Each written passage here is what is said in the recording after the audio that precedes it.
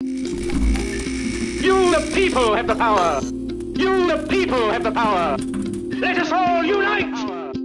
Let us all unite. Hello and welcome to the Frontline Army.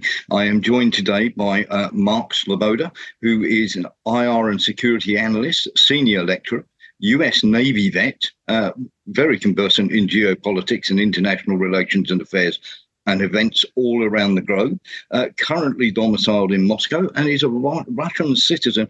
And we're very, very happy to have him here on the front line. Hello, Mark. How are you? Thanks for having me. It's an honor and a pleasure to be on the front line, and I'm alive. How are you? We're doing well. Somebody who's not doing well is the Ukraine at the moment. Well, sort of wanted to talk about, we're going to touch on this subject first of all. There's a lot of blame going around, isn't there, about Kharkiv and the lack of defences due to corruption. And of course, Antony Blinken's turned around and said that Russia are weaponising this. You can't weaponise something if it doesn't exist, can you? And of course, he's probably better off playing the guitar in Kiev nightclubs. However, this is to anybody who's studied Ukraine and the level of corruption that goes on there, nobody should be surprised about this, Mark, should they? No, I mean, we've had reports in the Western media in the beginning of the conflict. CBS did a report on a report that was done by a European NGO, whose entire purpose was well before the conflict started, for years, to funnel as many weapons from the West into Ukraine as possible. So their motives were surely to support the regime, but they were upset about the level of corruption that they detailed in an exhaustive detail, such that 70% of the weapons provided were not reaching the front line. 70%. Which is absolutely astonishing. It's a testament. Corruption in Ukraine has been endemic, it must be said, since the collapse, since the self-dissolution of the Soviet Union in 1991. Ukraine never had their Putin moment where the oligarchs were leashed and brought under control. They never emerged from the 90s. So corruption is unfortunately a fact of life. But under the current regime, since 2014, but even accelerating under Zelensky since 2017, corruption has just reached absolutely stratospheric proportions. And again, we have another internal Ukrainian report about the large amounts of money that were spent supposedly to build fortifications in the Kharkov region. This is an offensive that everyone knew was coming. It was discussed by the Kiev regime months ahead of time. It was reported in the Western mainstream media that it was most likely going to happen months ahead of time. We heard lots about it from the Institute for the Dissemination of War Propaganda. No, I'm sorry. It's called the Institute for the Study of War, the Newland K. Yes. The Newlands and the Kaplans. Yeah, they reported on it. Everyone knew it was coming. So why weren't the Kiev regime's defenses ready, right? The Guardian asks this question very well today. And large amounts of money was apparently spent to build defenses, but most of it went away to corruption. And what was spent was incredibly poorly utilized. No minefields to speak of, which is just astonishing. It allowed, according to the BBC, Russian troops to just walk in and start taking settlements back. It's important to remember that Russia had originally occupied this part of Ukraine, much of the Kharkov region, initially with very little opposition. They were even within Kharkov city limits in 2022. They withdrew from this region because Russia suffered a manpower problem by the summer of 2022 because they had gone into this conflict with a very limited intervention force, 150,000, which was smaller than the standing Kiev regime military of 250,000 at the time. The point was to force a diplomatic settlement. Right? The Russian government, however naively, believed that the West would bring Kiev regime to the table and this would be settled. They were naive. The Kiev regime started conscripting forces. Russia did not mobilize, and it left them by the summer of 2022 when this Istanbul agreement was revealed to just be another psych game. Ha ha! You thought we were going to sign this? Ha ha! Putin was played for a sucker by the West again, because he wanted to signal his limited intentions, and it was read by NATO as weakness. That's the only way they could. So Russian forces had to withdraw from Kharkov and Kherson. It was spread around the Western mainstream media as a tremendous victory, Russian forces being driven out. This was nothing the case. They withdrew well ahead of Kiev regime forces. It was a very rational tactical withdrawal until they mobilized their own reservists and then began a military recruitment campaign and set in for a long conflict, which is not what they wanted. They did not want to conquer Ukraine, but they've been left with very little choice at this. And now Russian forces are back in Kharkov, and it's very clear why they're there. This force that Russia has opened this new old front again, by all accounts, by the Kiev regime accounts, numbers some 55,000 troops, of which it must be said not all of them have yet been, maybe not even half of them have yet been introduced into the theater yet. Most of them are still behind the Russian border. But the purpose of this is twofold. One, this is to create what Putin called a cordon sanitaire to protect the Russian city of Belgorod, which for some 2 years now has suffered Kiev regime assembled neo-Nazi raids directed by the Kiev regime's military intelligence chief, the genocidal maniac Kyrylo I like the dark Budanov, a Bond villain just par excellence if there ever was one.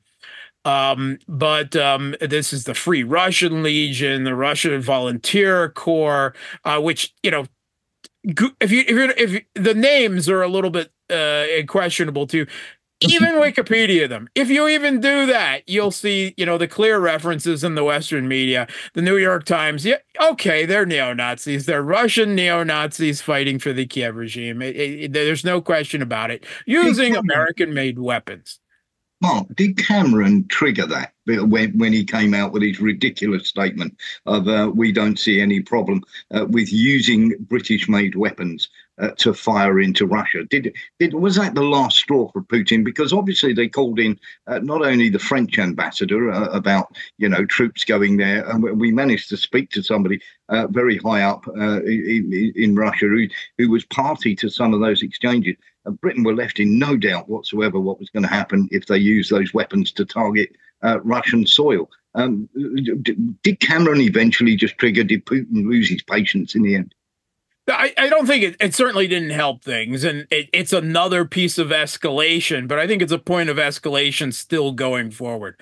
I think that this was actually, being planned for months in advance because Belgorod has been hit repeatedly, continually.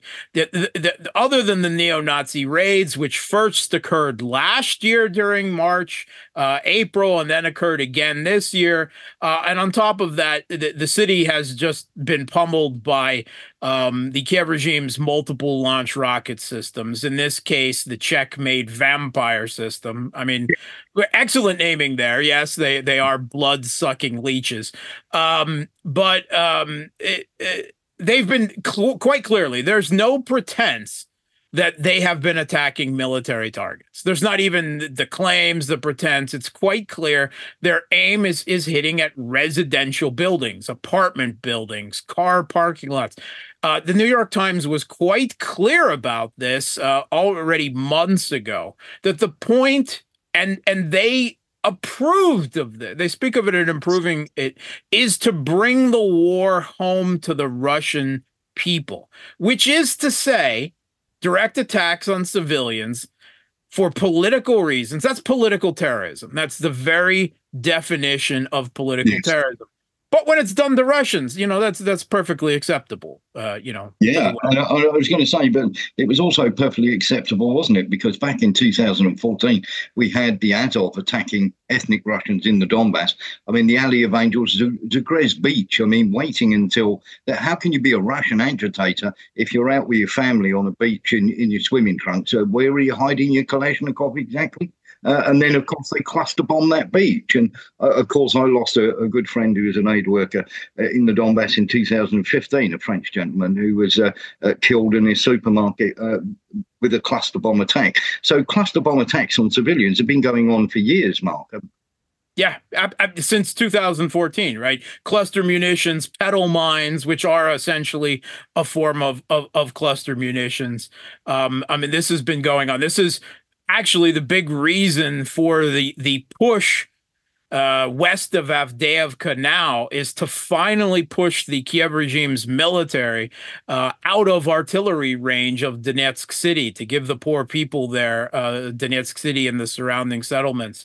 And unfortunately, that's not even going to do to the case, because the U.S. has been hitting Donetsk City now with HIMARS, just to show that they can't be driven out. And it's important to say that the Kiev regime cannot be held, 100% responsible. We have to acknowledge that it is a U.S. attack. We've learned from the Western mainstream media well over a year ago that every single HIMARS strike receives coordinates from U.S. satellite intelligence data, which means they are approving every strike. And we've also heard from the German Chancellor, Olaf Scholz, from German generals leak tapes plotting to destroy the Crimean bridge with Taurus missiles. We've heard from the Polish president that these advanced Western systems are being operated on the front lines, targeted, fired by NATO troops. Yeah, right. Absolutely. They say it's an open secret. That's the way they referred to it as.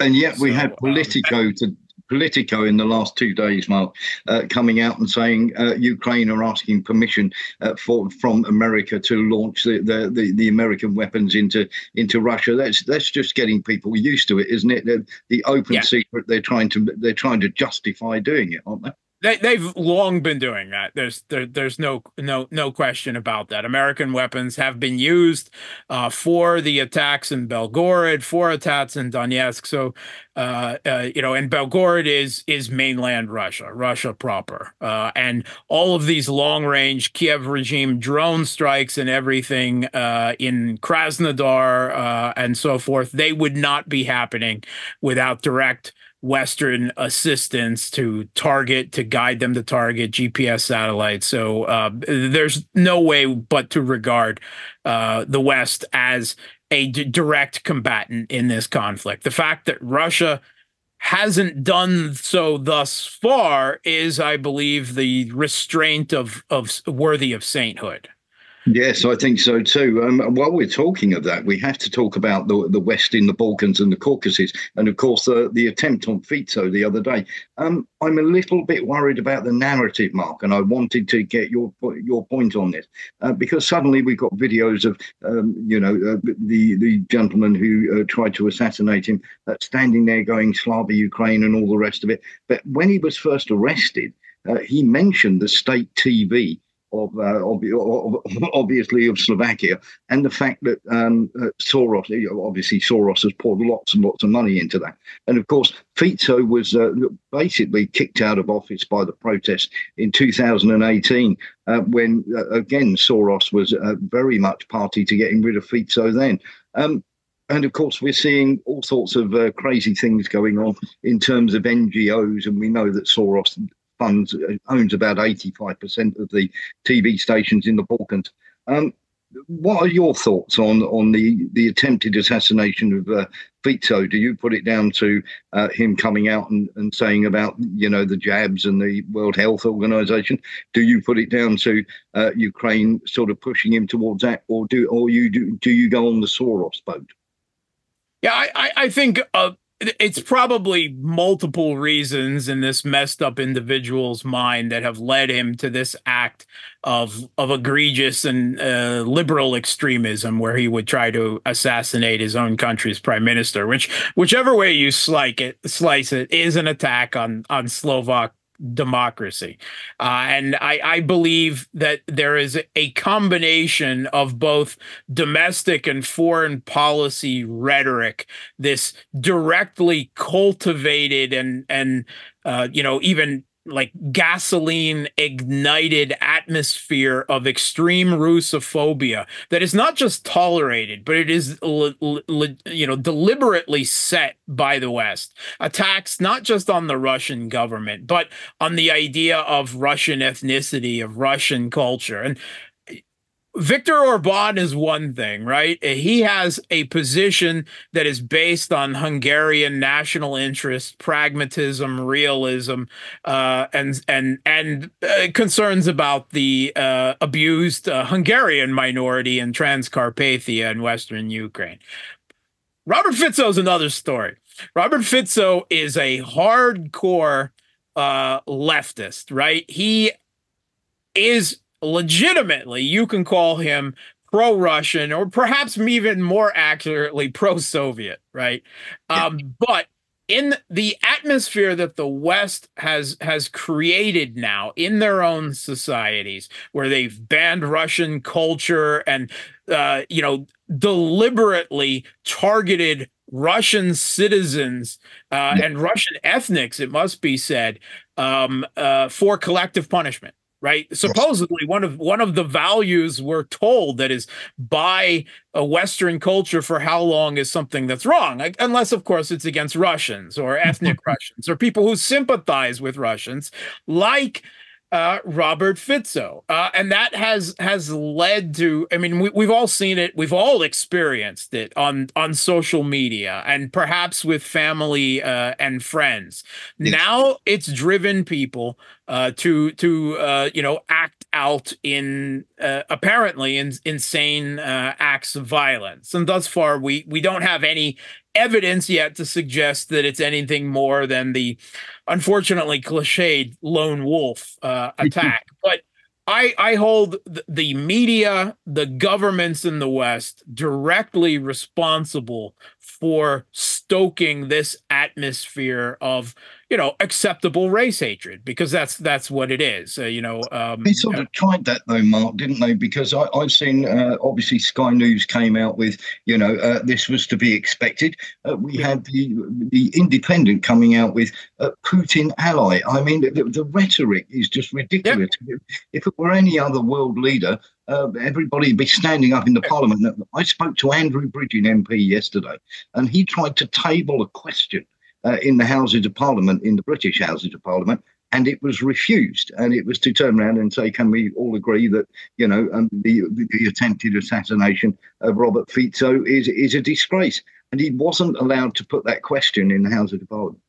Yeah. I mean, this is openly justified. I mean, that is, I mean, the Western countries officially have made the correct diplomatic noises and so forth, you know, but it's quite clear from the acts that you describe and from the fervor in the Western mainstream media that there's you know, a complete justification of this attack, that it is perfectly acceptable. And what this and so many countless, I mean, we've forgotten so many of these incidents, you know, that have led up to this at this point that have led up to this extreme political jingoism, scaremongering, and Russophobia in the Western media.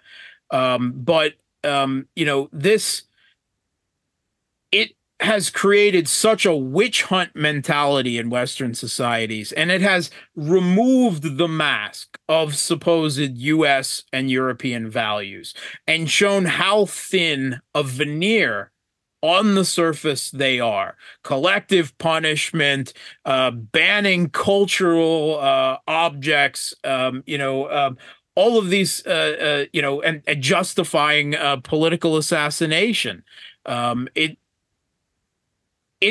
It should be shocking to people who haven't understood that all of this rhetoric of values and freedom and democracy is just a veneer on what is a quite cold-bloodedly focused pursuit of U.S.-led global Western hegemony. And Boris Johnson, in the past, just over a week ago, he admitted that part out loud, that what is at stake in Ukraine is Western hegemony. He didn't use the usual euphemisms of U.S. global leadership or the rules-based order. We make the rules, we give the orders, right? No, he said the quiet part, the part that's not supposed to be said out loud. Western hegemony is at stake. Yeah, that's what we've been saying for more than 2 years. Yeah, absolutely. I'm joined by my wonderful co-host Lee Slaughter. Welcome, Lee. I did want to ask you. Serious apologies for the being late, gentlemen. I got stuck in traffic. It's been a nightmare of a day. Not a problem. We have to ask you, Mark, about the NGOs and what's going on in Georgia. Can you believe that? Before we do, Warren, I think Mark's hit on a massively important point in what he's just said, and this Western hegemony. And what's your view, Mark, with regard to this planned, organised, complete destruction of that current Western hegemony in order to transfer all of that to the East, from a transfer of political, military, financial, social power from the West to the East? Yeah, well, that was something that was set in motion by the very global financial and economic architecture that the U.S. built up from Bretton Woods on up. All right. They created a global economic system where labor was largely restricted in movement and capital had free movement around the world. Right. Particularly, of course, when the rules of that globalization, as it was called, benefited the West. But as the neoliberal imperative came up, it is Western capitalists, Western society that has sent their own money in search of cheap labor, in search of conditions where they could profit the most. This is something that they themselves set in motion long ago. And now suddenly globalization, free trade aren't good things because they've realized late in the game the massive transfer of global wealth, right? And military strength with a little bit of lag time always follows behind economic strength. But they set this in motion, and now they're trying to change the rules and pull up the drawbridges and sanction Huawei and sanction Chinese banks, and they've promised to they blew up the Nord Stream pipelines. They've promised to stop Russian LNG development in the Arctic. They can't allow competitors, and they can't win economically anymore under the own rules and the architecture they established. So all they've got left is the big sticks of sanctions and military power. And as this conflict in Ukraine has demonstrated again and again and again, those big sticks of sanctions and military power are getting smaller and smaller and less effective, if they ever were. I think they're very effective against us, Mark. Yeah, we seem to suffer more than anybody else does. But you say that, Warren, but these sanctions are designed to damage the West. Everything that is being done today by WEF, our government, the UN, the EU, is designed to collapse the West. They're trying to start a third world war that the West is designed to lose. That is a point. But we're talking, the bit I wanted to come on to now, Mark, is we look at these NGOs and everything that's going on. Obviously, we're talking about Georgia. Is it not beyond comprehension that people aren't rioting because of the cost of living? They're not rioting because of the sanctions pushing up their, the prices of their gas or oil. They're not rioting over, being forced lockdowns or anything like that. They're actually rioting because they want NGOs' money to be kept secret and not be out there. I mean, this just absolutely stinks to high heaven, doesn't it? Okay, first of all, I think it's completely wrong to call them NGOs. They're not NGOs, right? They're not representative of Georgian civil society and total. They're gongos. They're government organized, quote unquote, NGOs. They are agents of influence of Western governments and figures like Soros that have, their own, shall we say, globalist, if you want to use that term, agendas, whether it be hegemony or the spread of liberalism, which is just another facet of the same thing, ostensible liberalism. It's quite clear because the United States, since the 1940s, has had their own FARA, Foreign Agent Registration Act, which is what Russia's Foreign Agent Registration Act that they put into effect finally several years was based on, and which the Georgian prime minister has made clear that that's what the Georgian law is based on. Of course, it's dismissed as a Russian bill. But yes, here's the rules of the game. The U.S. and Europe say that all other countries in the world have to make themselves completely vulnerable to all of the money and organization and influence that we will inject into your country to see political changes and political powers elevated that reflect our best interests, while we have the right to ban and block and stop anything, right? And it's really, it's not even banning and blocking. Mostly it's acknowledging. It's simply a public acknowledgement that this gongo is funded by people outside of this country, that it is not an accurate reflection of our civil society because it's not our citizens donating the money or putting, in volunteer time if there is no money. It creates an unlevel playing field in every country where this pernicious influence occurs. And Russia managed to cut it all off. The people out there protesting in Tbilisi against the introduction in this right now, the vast majority of them are people who are actually on the payroll, right? Yes. It's not like they're being told, oh, you have to go out there and do that. They simply know that their livelihood is on the lines. That's where they get their paychecks from. Yeah. They're fighting for their gravy train. Brilliantly put, Mark. Brilliantly put.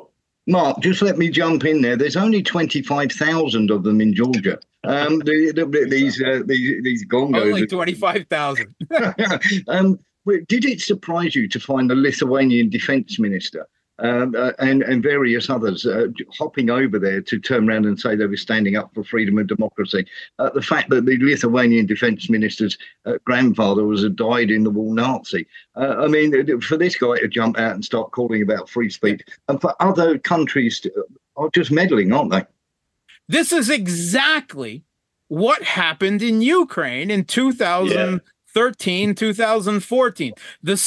Almost the same level of Western gongos, right? Trying to exacerbate, to stoke political tensions, to create these color revolutions, with well-trained operatives on the ground, handing out instructions. These are the playbook that you use to overthrow, to turn a protest into a vehicle to overthrow an elected government, like happened in Ukraine.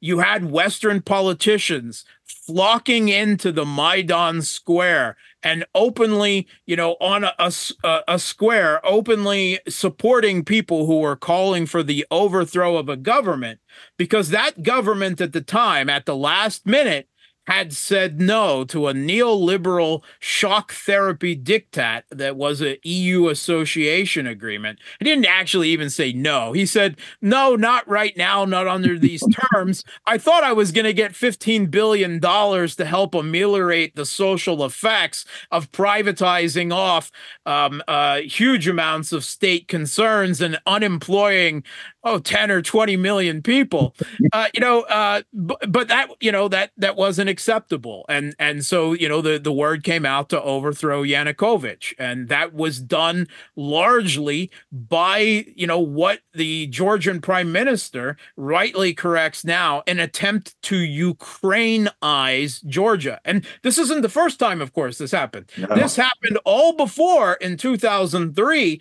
in the quote unquote Rose Revolution that saw the tie-eating neoliberal strongman Mikhail Saakashvili come to power.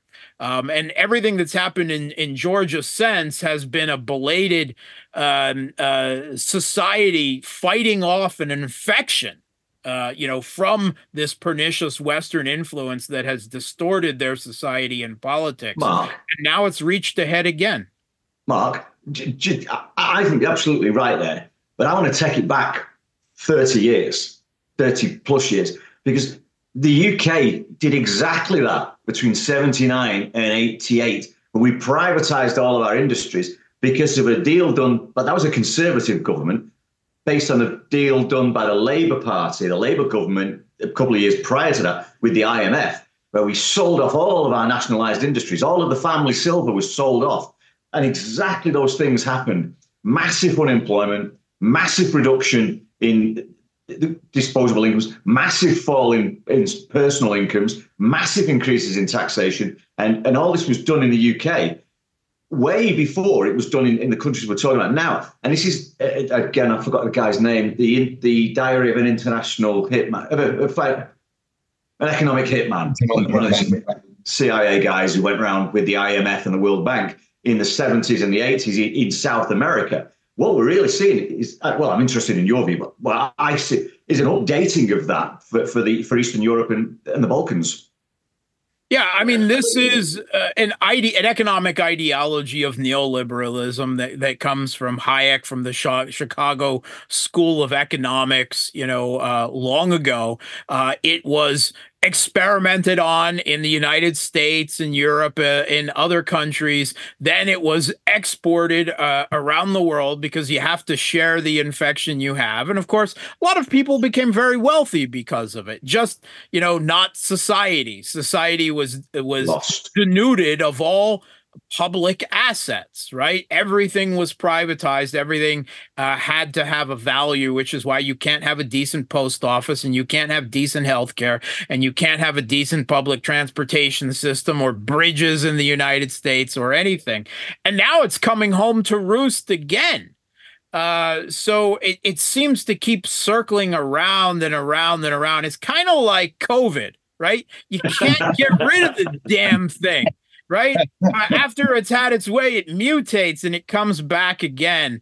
And this is, if it exists, economic aspect of, a larger phenomenon that also has, of course, geopolitical ambitions, that has a certain supposed, at least on the face, postmodern liberal value set. There's all different kind of aspects. But of course, the economic aspect of this neoliberalism is one of the most pernicious aspects of it. Talking of the economic things, I wanted to ask you, because you're an ex-US Navy vet, the blowing up of the Nord Stream pipeline, which of course everybody blamed for the huge rises, was just complete nonsense. It was just 4 or 5 Ukrainians in a pleasure yacht, wasn't it, Mark? Yeah. I first of all, I have to be clear that my specialty in the U.S. Navy was nuclear engineering. So I wasn't a SEAL or anything like that. But it's quite clear to anyone that there's very few countries that have the capability to destroy these pipelines at the depth that they were in what everyone in NATO now acknowledges is a NATO lake, right? The Seymour Hersh, right? Sometimes it gets clear that he's fed some disinformation by his intelligence sources, but in this one, it's quite clear that the article, the reconstruction of events that he has presented is almost certainly accurate. The idea that this was some rando group of Ukrainians in the SS Minnow, the skipper Gilligan, Marianne, the millionaire, and his wife, that's just absurd. It was a CIA cover story that didn't fool anyone, which has led, even the European countries like Sweden and Denmark to just call off their investigations. They're like, we can't even lie about this with a straight face. So everyone knows, because this was a U.S. attack on Germany. Right? Let's be clear about it. I mean, it was a German-Russian pipeline. It was German energy security, right? But the current German government, this new generation of European elite. All right, Merkel certainly wasn't great or anything like that, but she is far removed from this current generation. This generation of European political elite, whether we're talking about Annalena Baerbock or Joseph Borrell or the Austrian foreign minister, there's a whole host of them. They have literally been they have been ideologically colonized by U.S. neocons. When Joseph Borrell is talking about the garden in the jungle, he is quoting Robert Kagan, the arch U.S. neocon's book titles. Looked it up. He's quoting, they quote him by name, chapter and verse, Victoria Nuland's husband. By the way, in case you didn't see the connection, the Nuland Kagan Institute that we talked about earlier. But this German political elite, they approved of this. They had to be complicit. They never wanted this pipeline to be built because they are the European version of American neocons. They have been brought up on this supremacist messianic ideology of Western exceptionalism, and the idea that they were connected to Russia in a consumer producer relationship, right? Let's be honest, oil and gas pipelines, that is the purest solid form of geopolitics in the real world that can pretty much exist. Yeah. And the U.S. wanted that severed. They wanted it severed, no matter how much it immiserated their own industries, economies, and people. And that's exactly the result we see. Germany has deindustrialized itself. Yeah. Mark, just to sort of, you and a lot of American US commentators talk about the neocons as being the cornerstone of all of this evil that's happening around the world, and I'm not going to say that's not the truth. But one of the things, what's your view on how those guys are related to the World Economic Forum's Young Global Leaders program? Because almost all, Trudeau is definitely one, almost all of our leading politicians in Europe, from Sunak, and I'm going to just use the UK cabinet, Sunak, Hunt, the Chancellor, Shapps, the Defence Secretary, Penny Mordaunt, head of the Deputy Prime Minister, Cleverly, the Foreign Secretary, the Home Secretary, Cameron, the Foreign Secretary, are unelected, I might add in, and Sunak. And I could go on and on and on and on. And Macron is a young global leader. Schultz is a young global leader. Where do you see the World Economic Forum's Young Global Leaders program? And Ardern in New Zealand was a young global leader, and the guy that took over from her is a young global leader.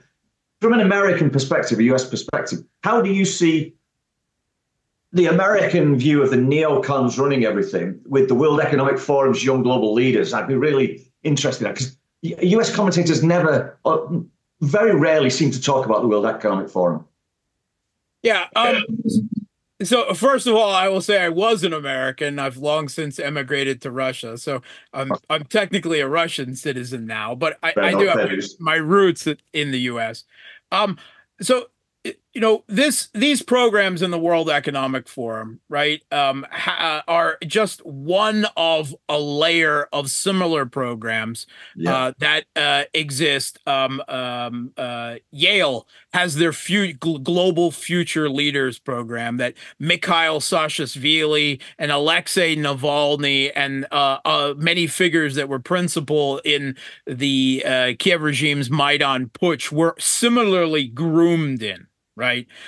These people are pushed in a certain, there's a reinforcement. They have certain ideological predilections, which is why they're selected. Then they're pushed even further in that direction. And it's a way that a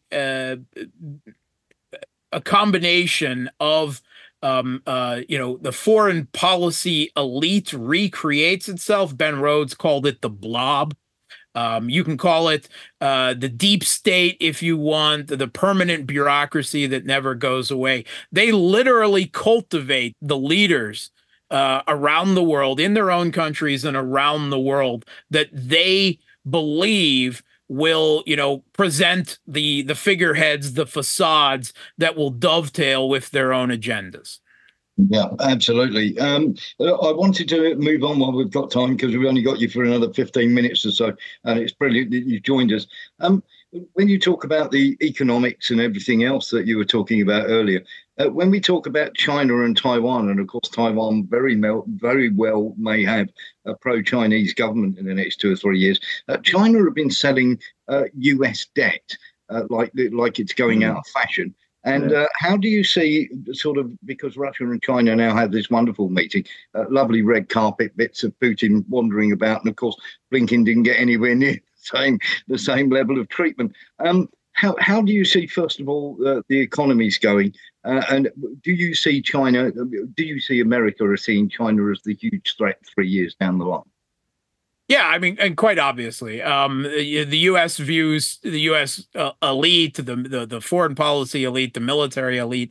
They view China actually as the bigger threat. They've been maybe somewhat disabused of this notion. The Biden administration, right? Their foreign policy plan was to finish Russia off quickly, to ignore the Middle East, and to move on to the real threat, China. Okay, obviously those plans didn't work out. The Middle East didn't stay quiet. Russia was not quickly defeated. Rather, Russia is inflicting a strategic defeat on the U.S. and NATO. And they don't even... China has been pushed back and back. China is, in many ways, geopolitically, the best beneficiary of these conflicts in the Middle East and the Ukraine-Russia conflict, because that puts off this inevitable conflict which the U.S. wants to provoke with China. This is demonstrable of the absolute garbage decisions that the Western leadership is making on almost everything. From trying to deal with Trump to trying to deal with Russia to the war with Ukraine to everything they do is an unmitigated disaster. Yeah.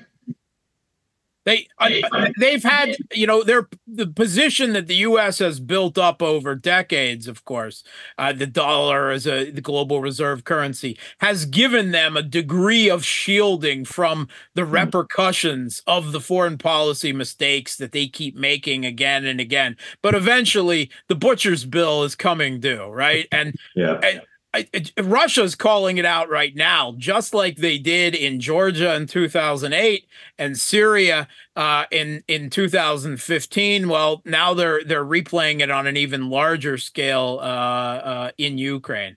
But the U.S. still believes that the bigger threat is China, and they are really locked in this. I call it a Thucydides trap. that they've locked themselves into thinking, referring to the ancient Greek political philosopher. In the short form is that he believed that if you have a falling hegemon and a potential rising hegemon, the conflict is inevitable. And that's certainly the way the U.S. leadership sees it. We've heard from U.S. generals who say that they believe that, they're going to be at war with China in the next 5 years, right? A conflict that they want to provoke in the Taiwan Straits and the South China Sea, because they believe they have a very limited window left where they can still theoretically, I don't think they can. I've seen the war games. I don't think they can do it anymore. But they believe that they have a limited window where they can still militarily defeat China, where China's economic power is translating into military strength. They're just doing sea trials on another aircraft carrier, if you caught that, a super carrier. So their military is growing by leaps and bounds, and there's a great degree of military strategic partnership, military technology trading hands now between Russia and China and Iran, right? All the secrets of that Russia is gaining from using their air defense and electronic warfare on U.S. assets like Excalibur GPS-guided rounds, ATACMS GPS-guided ballistic missiles, Storm Shadow cruise missiles, all these things they're sharing with the Chinese, right? So China is learning a lot for this potential conflict. But the U.S. really believes they have a limited window left to act, and they know they can't defeat China economically. They've seen the poor results of their sanctions on countries left and right. The sanction stick doesn't do anything anymore, and so all they've got left is the military power. That's why that's what the Asian pivot has been about since Obama, right, in the early 2010s. But do you really believe that the West has a military advantage? I don't. Not anymore. Everything we've deployed or given to the Ukrainians has failed, from Challenger through Leopard, through the Abrams, everything, the rocket systems, everything we've sent them is either failed in the field, been blown up by the Russians before it got to the field, or stolen and sold. So I just don't see as the West has the military advantage that it thinks it's got. So if the US authorities like General Brown and all these people have just recently repopulated the Secretary of State's office, they are deluded, aren't they?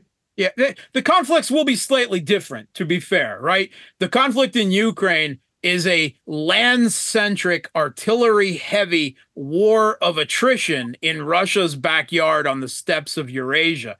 Something that is the U.S. having to filter what military strength it has in that capacity through the corrupt Kiev regime is really, they're playing into Russia's game there. Russia has been preparing for this type of conflict since the early days of the Cold War, if not before, right? The conflict in China will be a naval and air conflict, which is the U.S.'s specialty, long-range strikes, but it will be on the other side of the Pacific. And China's own development of their own missile systems, the advanced air defense that they've gotten from Russia, like the S-400 systems. I'm sure electronic warfare has also followed suit. You will see a lot of these advanced long-range strike capabilities similarly be neutered in a conflict with China. And both sides are quickly assessing the conflict in the Ukraine, and they understand that a conflict off the coast of China will be all about missiles, drones, and AI. That will be the sum of the conflict, and both sides are very rapidly trying to evolve. The difference is China has a military-industrial complex to do it, and the U.S., with their for-profit military-industrial complex, can't even compete with Russia, which is, we all know it's Nigeria with snow. It's a gas station jumped as a country, and all of NATO is now being outproduced by Russia, and they think they can win a war of drones against and missiles against China off China's own coast. They're mad. They're I mad. wanted to ask you something on this, Mark, because I totally agree with you. Because there's So do I. nothing at the moment that can stop a Kinzhal, and you can bet your bottom dollar that China have got that technology. They've got their own hypersonic anti-ship missiles. Yes. Yeah, and everybody knows I was in the Falklands in '82, and we had to sink the Belgrano because it was getting too close, obviously, to our aircraft carrier. And everybody knows if you're fighting a war a long way from home, if you haven't got any air cover, you're in awful trouble. Yeah. A couple of Kinzhals into the flight deck of these super aircraft carriers the Americans have got, you're not flying any planes off, are you? The Pentagon has been extremely worried for years in their war games of this conflict that they want to provoke about what they call the missile gap. The U.S. was bound by the short and intermediate range nuclear forces treaty it had with Russia. So they couldn't produce land-based short and intermediate range missiles, right? Conventional nuclear, it's all the same thing, which is why they pulled out of the short and intermediate range nuclear forces treaty, not because of any BS Russian violations or anything, but because they wanted to develop and deploy their own land-based missiles on every little island in the Philippines and Guam, wherever they could stick, southern Japan, wherever they could stick an island, because they're terribly worried about this missile gap. Of course, in terms of both quantity and quality, right? The technical advancements with the hypersonic weapons that China has also deployed. The U.S. is already behind the ball. They're already behind the game. They've already been left behind. They can't militarily innovate fast enough because their military-industrial complex is incredibly corrupt, politically powerful, and stagnant. Yes, 100%. And I did want to ask you on that because obviously they're now pouring money into new innovations, and they're also trying to revamp all their bases in the Pacific, Mark, aren't they? They're so worried about it. Build new ones everywhere in the Philippines. They're putting Marines, U.S. Marines, are ever closer. They're being put on strings of small islands that are controlled by the separatist government, proxy government in Taiwan. And now there are U.S. Marines literally 1 mile from the Chinese mainland on a little scrap atoll island. But they're trying. They imagine that they're tightening the screws. Sitting ducks would come to mind. Yeah, I was just thinking that myself. Mark, who would want that posting? Mark, it's been an absolute pleasure having you here today. Where can people find you on your social media, buddy? So you can follow me on the best places are Telegram or Substack. My Substack is always free. We're completely cut off from you economically in terms of credit cards and everything like that anyway, so it's impossible. But The Real Politique with a K with Mark Sloboda, the same thing. I have a YouTube channel and Twitter at Mark Sloboda 1. And I think for those of you who are older than 50 like me and still have a Facebook page, I still have one of those too. Fantastic. I'd just like to say, for the time being, we've run out of time, but Mark, it's been an absolute pleasure having you on. Please, will you come back and see us again? Absolutely. It's been a lot of fun for me. Warren, Lee, thanks for having me. Mark, firstly, apologies for being late for this. It's unforgivable, but it's been amazing listening to you. I think you're one of the most informed people that I've ever spoken to. And may I just say about traffic? That's one of the things that I love about living in Moscow, is that Moscow has, the best public transportation system in the world. I have not had to drive a car in 20 years. And I never want to again. No traffic, no insurance bills, no maintenance, no gas station, no nothing. I've got a beautiful, clean, efficient palace of the people that's called the metro, and if that wasn't enough, bus systems and everything else on top of it. I had to go borrow an auger from someone for some post drilling tomorrow. So I need the car. We sort of have a bit of a problem with that. We've got such a messed up transport system. Perhaps we should get Russia to impose sanctions on us. Mark, thank you so much. If you want to see more of this, you want to see the truth, come and join us on the Frontline.army. See you there. Let us all unite! Let us all unite!